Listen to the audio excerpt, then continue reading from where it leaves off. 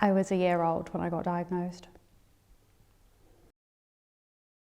Well, my parents started to notice some things were wrong with my eye. Both of my eyes kept taking me to the doctors. No, she's fine, she's fine. And it was once the eye was actually bulging, where you could literally tell there was something growing behind there that was huge, that they were like, yeah, she's got cancer. So that's what happened. So my outcome probably could have been better. Well, I would have lost one eye for sure, but I could have had better sight in the other eye if it was caught sooner. I know that my life is hard. Like, I know what things are challenging. You know, there's things that I can't do. There's things that I need help with that I know that I otherwise wouldn't have done. I live with a lot of long-term health conditions. I live with a lot of issues that relate to the treatment that I had when I was very young. I think as a child, it was normal. I would go to hospital appointments, and my mum, the doctors as well, would always be stunned because they'd go through the diagnosis and I'd just sit there as a little kid, not fully understanding it, but I'd sit there and say, I had bilateral retinoblastoma. Growing up, I was quite oblivious. I was in a bubble. That was my normal, and I knew there were things that I struggled with, but I didn't quite understand it. I knew that I was different to other kids.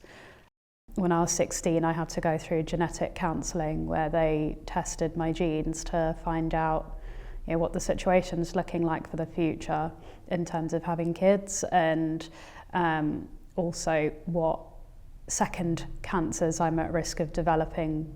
I mean, at the age of 16, it was a lot of information to take in. You know, this is, if you have kids naturally, there's a 50% chance that they are going to be born with the cancer that I have.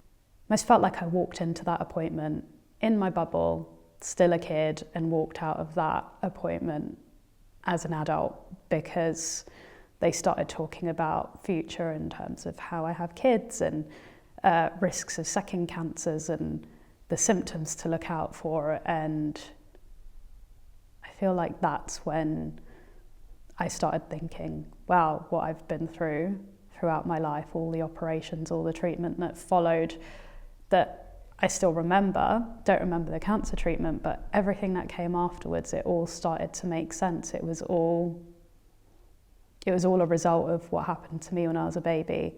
Now I need to think about the future. Now I need to worry about,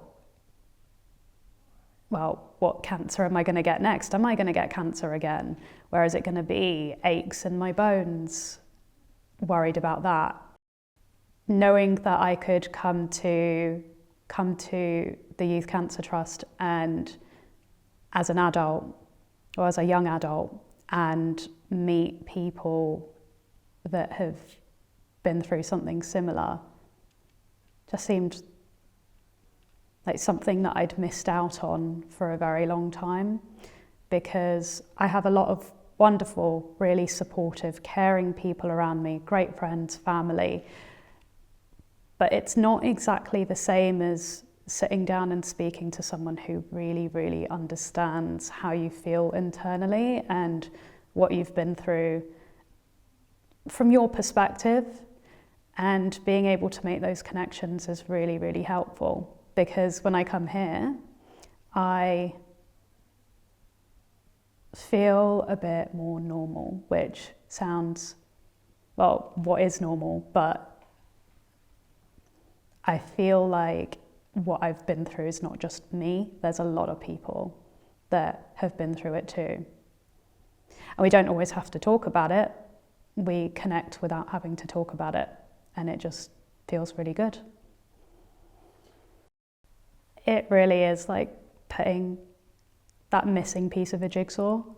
It almost feels like a mental break as well, because you'll spend your whole year kind of worrying about this and that and getting on with life. There's work, there's other things going on in life, and you don't really have that time to stop and have that mental break. But a mental break in the sense that you actually can be surrounded by people who completely understand what you've been through.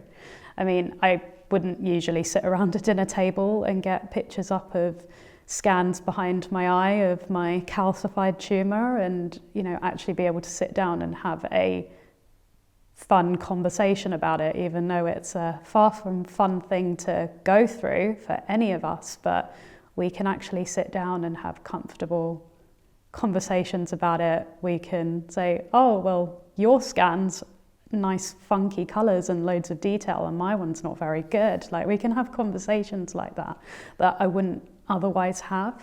And that brings a sense of normality to it, because